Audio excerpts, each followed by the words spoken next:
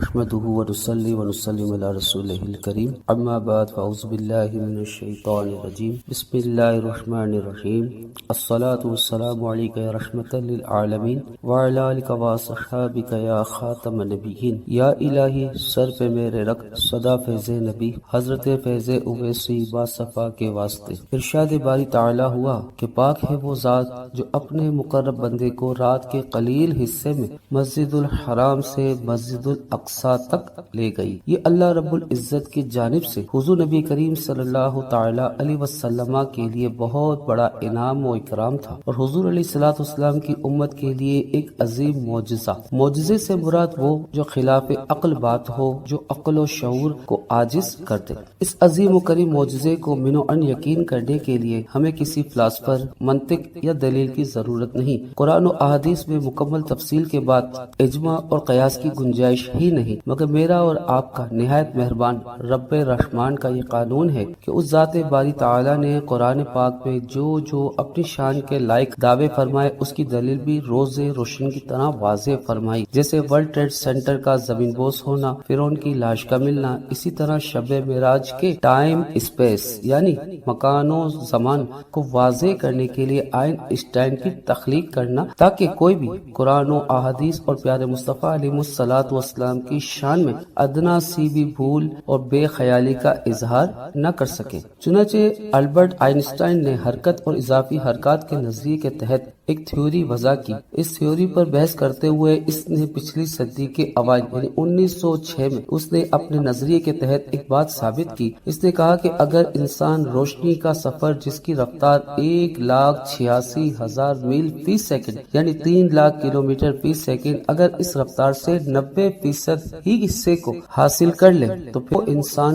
10 سال تک مسلسل محو سفر رہے. بنسبت ایک انسان زمین پر رہے تو جو روشنی کی رفتار کی 90% رفتار سے سفر کر رہا ہوگا اس کے اوپر وقت آدھا ہوگا. مراد یہ کہ زمین پر رہنے والے پر 10 سال جبکہ اوپر کی جانب روشنی کی رفتار سے سفر کرنے والے پر 5 سال گزریں گے. اسی طرح اگر وہ 100% روشنی کی رفتار حاصل کر لے تو پھر اس سفر کرنے والے کا وقت 0% ہو جائے گا. مراد یہ کہ وہ پھر صدیاں گزار لے مگر وقت اس کے لیے رک جائے گا یعنی تھم جائے گا چاہے کئی 100 سال لگ جائیں. اسی طرح ایک اور مثال یہ ہے کہ اگر 2 بھائی ایک ساتھ پیدا ہوئے ہیں، ایک بھائی سفر پر چلا گیا جو روشنی کے 90% کی رفتار سے 10 سال تک سفر کرتا رہا اور ایک بھائی زمین پر رہا. جو بھائی زمین پر رہا اس کی عمر میں 10 سال کا اضافہ ہوا مگر جو خلا میں گیا اس کی عمر میں صرف 5 سال کا اضافہ ہوا. اگر اس نے 95% روشنی کی رفتار سے سفر کیا تو اس کی عمر 2 سال اور اگر 100% روشنی کی رفتار سے سفر کر لیا تو اس کی عمر میں 1 لمحہ برابر بھی کوئی فرق نہیں پڑا. اب آئیے اس کی مثال حضور نبی کریم صلی اللہ تعالی علیہ وسلم کی حدیث مبارکہ سے بھی دی جائے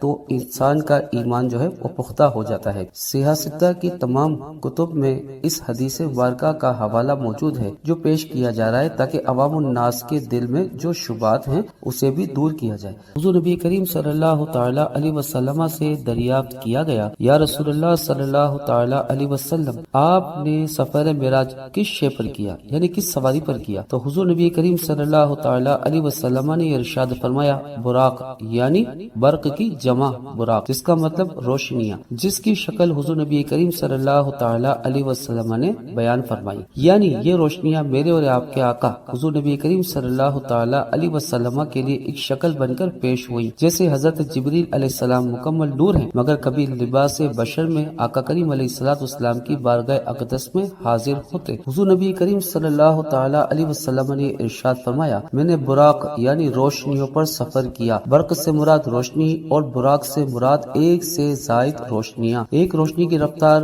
اگر پر سیکنڈ 1,86,000 میل تو کئی روشنیاں مل کر اگر اس فاصلے کو قوت اور وقت کی جانچ کریں تو پھر حاصل جواب یہ ہوگا کہ وہ وقت لمحے کے کروڑویں حصے میں ٹھہر جائے گا. اسی طرح وقت بھی ٹھہر گیا اور ایک رات ایک لمحہ بن گیا جس کا ذکر قرآن مجید والفرقان حمید میں موجود ہے کہ رات کا قلیل حصہ، رات کے جس حصے میں حضور نبی کریم صلی اللہ تعالی علیہ وسلم تشریف لے گئے عین اسی لمحے میں آپ واپس بھی تشریف لے آئے. یہ ہوا ذکر زمان کا یعنی ٹائم کا. اب مکان یعنی اسپیس کا ذکر کرتے ہیں. مسجد الحرام سے مسجد اقصی کا سفر، مادہ کشش، توانائی، زمان و مکان، یہ پانچوں ایک رب سے جڑی ہوئی ہیں۔ ان میں سے کسی کو کوئی الگ حیثیت حاصل نہیں، ان کے سارے رشتے اضافی ہیں۔ دنیا ہی میں مختلف مقامات پر وقت اور فاصلہ، ٹائم اسپیس، یعنی ان کی پیمائش میں اسی کائنات میں مختلف مقامات پر کمی بیشی آ جاتی ہے۔ جب مقام بدلتا ہے تو وقت بھی بدل جاتا ہے، اور جب وقت بدلتا ہے تو مقام کی پیمائش میں فرق واضح ہوتا ہے۔ اور اس معجزے کا اعتراف آج کل کی سائنس نے بھی کیا۔ جس طرح وقت سکڑتا جائے گا، اسی طرح جسم کا حجم یعنی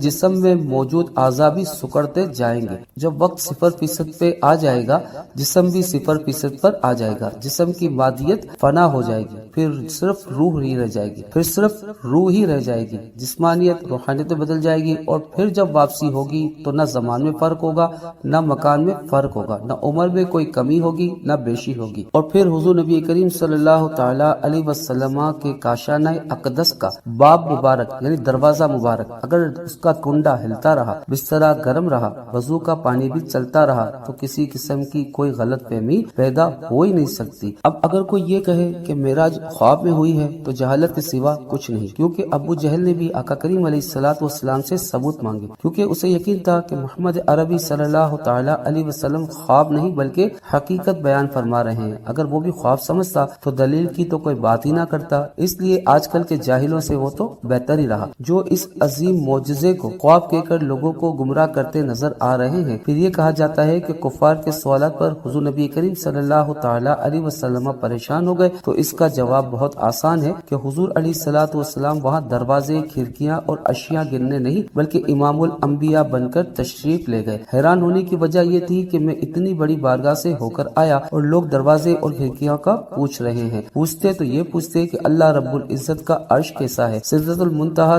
کے انوار و تجلیات کیسی ہیں، جنت کیسی ہے، جہنم کیا ہے۔ اللہ رب العزت سے دعا ہے کہ اللہ تبارک و تعالی اپنے حبیب لبیب نبی کریم رؤوف الرحیم علیہ افضل صلاۃ و تسلیم کے صدقہ طفیل ہمیں صحیح معنوں میں سچا پکا عاشق رسول بنائے، اور اللہ رب العزت آقا کریم علیہ الصلوۃ والسلام کی توہین کرنے والے، گستاخی کرنے والے کے سائے سے بھی ہم سب کو محفوظ فرمائے۔ اس دعا کے ساتھ اجازت چاہوں گا کہ زندگی بخش دے شان کی، موت دے ایمان کی، وآخر دعوانا الحمدللہ رب العالمین۔